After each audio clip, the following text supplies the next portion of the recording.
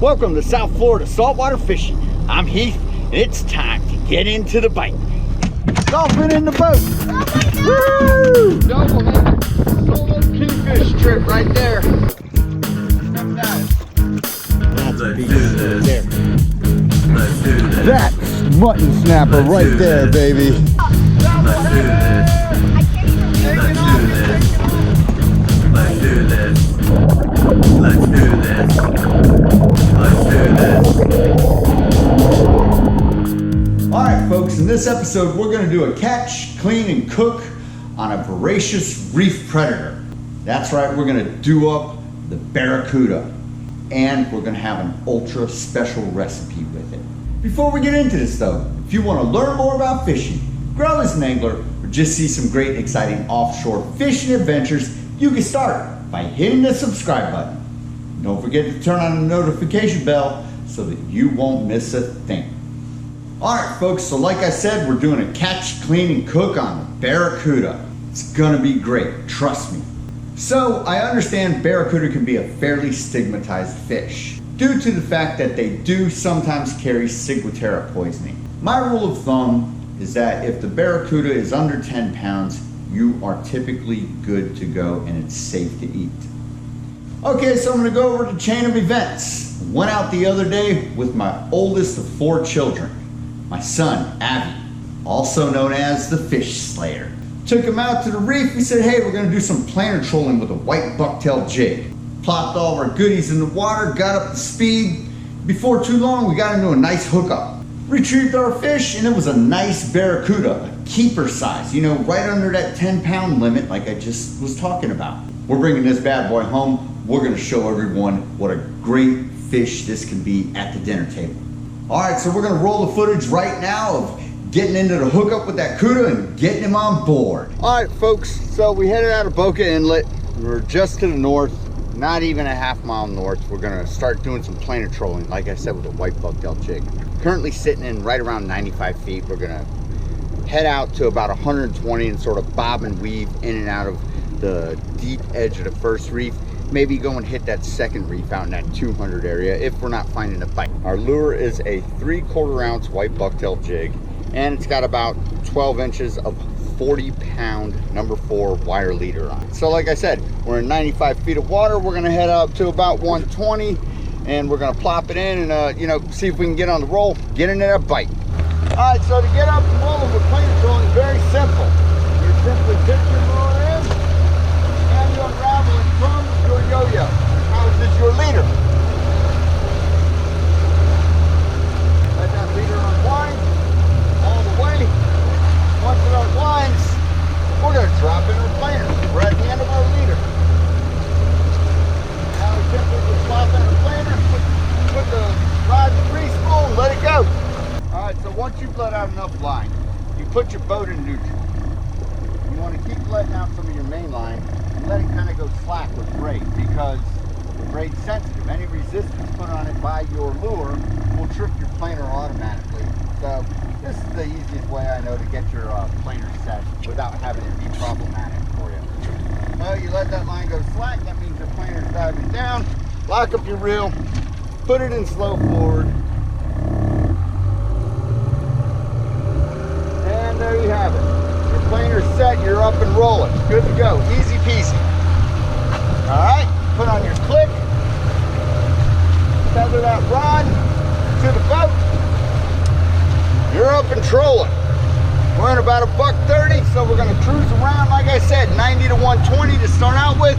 See if we can find us that bite. All right, we are up and rolling. We got Penn International 30 on the planer. You see that parabolic bend? That means your planer is set. Once that parabolic bend goes away or your rod starts singing out, that more than likely means you're in the hookup and you got a fish on. It's time to reel it in and check and see what's going on. We got the white bucktail jig set out. We're looking for the bite right now. We're hanging out over the deep ledge of the first reef. Big guy, we're on. All right, here we go. Hold up 1 second. We're gonna keep boating forward. All right. Put that in there. There we go. Take the click off. All right. There you go. We got Abby on a fish. All on the planer. The planer just tripped. You got Abby reeling them in. Nice little white bucktail jig hit on the planer. What we're gonna do is we're gonna head out towards sea. Because right now, what happens is once you get hooked up on your planer, you're kind of ringing the dinner bell for the sharks. So we're gonna take the boat out this way. Now we'll put this line out this way and give them some power against that fish reeling in. Reeling in a fish broadside always gives you a little bit more power than having it directly behind the boat. Having it behind the boat is always, you know, you are dragging the streamline, but it's a little bit more productive and a little bit more safe to keep you from getting it tied up in your motor if you got them broadside. So we curved out, we got land that way. We're heading out to the sea this way a little bit. You good, big guy? Good. You feel him? We are family. All right. That's what I'm trying to ask me. Yep. Silly. All right. And see what we got the hook up with. That's that white bucktail jig down in the water column. And see what we got the hook up with. Hopefully our fish is still there when we get them up. We got our boat in slow forward, which is what you need to do when you're trolling and you get the hook up. You want to keep that line tight. And that is one of the effective ways to keep the line tight, is by keeping your boat in slow forward. You effectively put a big hole in his mouth when he hits it, so you don't want him to kind of bobble and weave and act erratic and get off. So what's gonna happen is once we get up to this planer, we're gonna set the rod in the rod holder. I'm gonna have Abby sit down and then we'll hand line our fish in. I'm an old school planer trolling guy. I kind of like that hand lining man versus fish battle at the end of it. You all right? There you go. Pull back and reel on the way down if you need to, big guy. Having a little bit of early morning fun. The planer, there we go. Look at him, he's got that fisherman stance right there. That one leg posted up. Don't pull it against you, huh? There you go. Don't fight him if he wants to, you know, struggle. Let him struggle. That's how we win the battle. All right, here we go. Here's our planer. All right, big guy. I'm gonna have you grab. Let me get this. Go on ahead. You can take your belt off. Yeah. Let's see what's going on here. Oh yeah, we definitely got a fishy out there. So the great thing again about bucktail jigs is they catch everything. You can be trolling them up in a little bit shallower and get hit by a mackerel, snapper, little bonita. I mean, man, the possibilities are endless. That's the great thing about this jig, is that, you know, it's super versatile when it comes to what it will catch. All right, see my fish is starting to do a little bit of bobbing and weaving and coming up.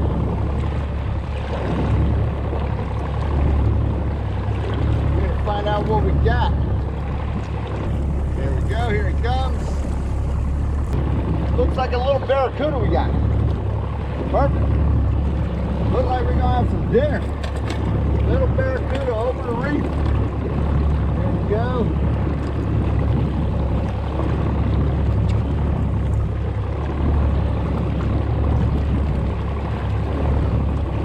You know what? Let me get the gaff. Oh yeah, I don't get bit.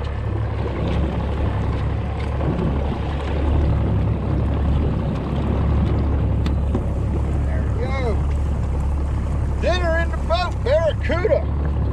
All right, so there you had it. Some good old-fashioned fishing fun. Getting into a hookup with a nice barracuda, getting a fish slayer to have some fun, bring home some dinner to the family, and we used our favorite lure, the white bucktail jig. Got it done. All right, so now what we're gonna do is we're gonna go over how to clean and process a barracuda so that you can bring them home to the dinner table. So the first thing I'm gonna do is I'm gonna say I'm going to fillet the barracuda. We're gonna end up with some nice slabs of meat. So the first thing we'll do is we're gonna make an incision from the top of the head down behind the pectoral fin. Then we're gonna turn our fish around and get comfortable, and we're gonna make an incision all the way down his top side of his dorsal fin, all the way almost to the tail. And we're gonna turn him around again, get nice and comfortable, like I said, and we're gonna make another incision on the bottom side and work our way up towards the belly, and then back down towards the tail. Then we're going to go on the top side again, and we're going to work our meat away from his spine bones. We're going to work our knife all the way down to the spine. Then once we get our meat separated from his spine bones on his top side, we're going to take our knife and we're going to insert it about halfway down his body, and we're going to make it protrude through the bottom side. Then we're going to draw our knife backwards towards his tail, but we are not going to remove the fillet completely. We're going to leave on just enough so that we can use this little tail piece of skin to remove the fillet from the skin.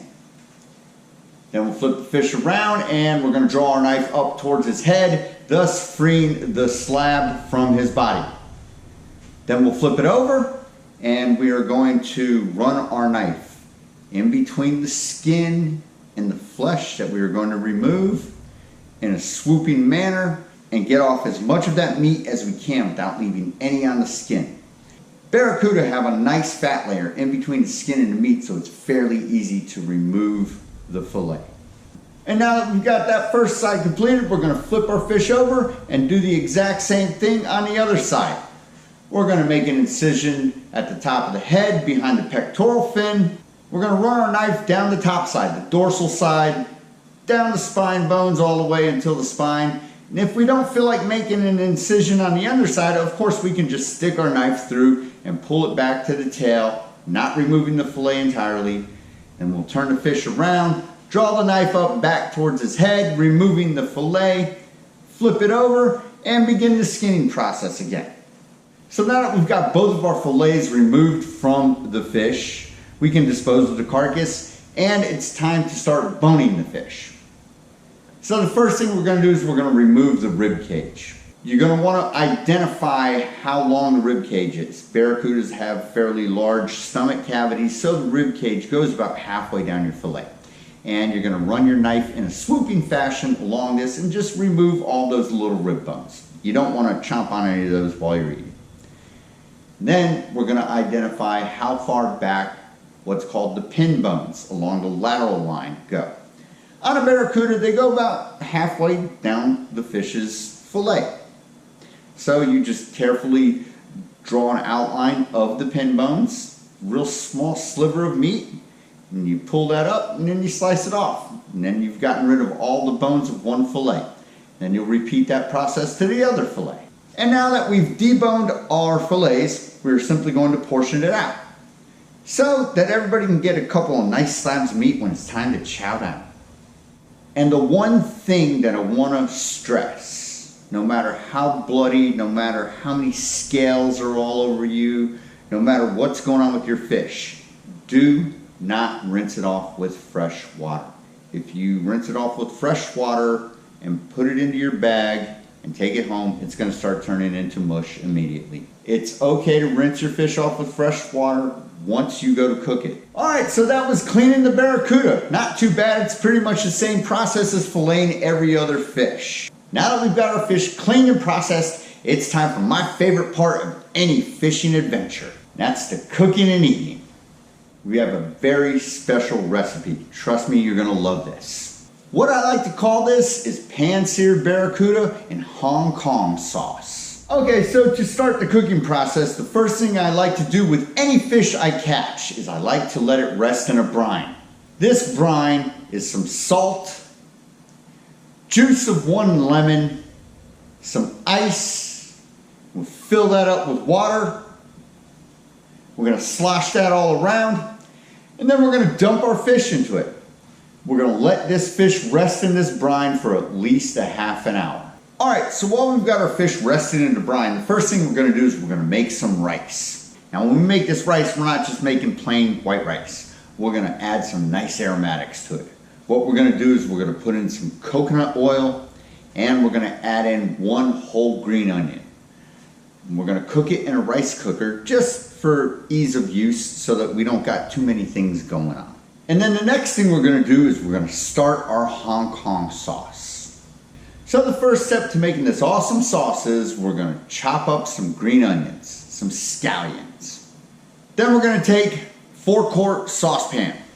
We're gonna add in 1 cup of soy sauce. Then we're going to put in 3/4 cup of rice wine vinegar. Then we're going to add 1 1/4 cups of water, followed by 4 tablespoons of brown sugar. And then we're going to add in those nice freshly sliced scallions. Then we're going to throw in 2 teaspoons of minced garlic. Then we'll add 2 tablespoons of sesame oil. And finally, we're going to take it up a notch by adding in red pepper flakes. We're going to turn our burner on medium-low, set the pan on it, and we're going to mix it up, and then we're going to cover it. We're going to let it simmer until it's nice and hot and all those flavors have melded together. And now while our rice is cooking and our Hong Kong sauce is simmering, we're going to start our fish. We're going to remove it from the brine and place it on some paper towels. Then we're going to pat it dry. Then we're going to take some vegetable oil, about 4 tablespoons or so, just kind of eyeball it. We're going to put it in a frying pan. We're going to turn that burner on just above medium to get that oil not super hot, but hot enough. And then we're going to pan sear our fish on one side for about 3 minutes till it's nice and golden brown. And we're going to flip it over and look at how that looks. That's beautiful. Then we're going to cook it on the second side for another 3 minutes. Then we're going to remove the fish from the pan. We're going to keep cooking up those fillets the same way. Now here's where it gets a little fancy. While we're pan searing our fish, simultaneously we want to put a little bit of olive oil in another frying pan, and we're going to blanch some spinach. Cook it up till it's nice and soft. You cover it for a little bit and that'll help it retain its juices so that it's nice and flavorful for when we're ready to plate it. And so now that we've got everything nice and cooked up, it's time to do the plating.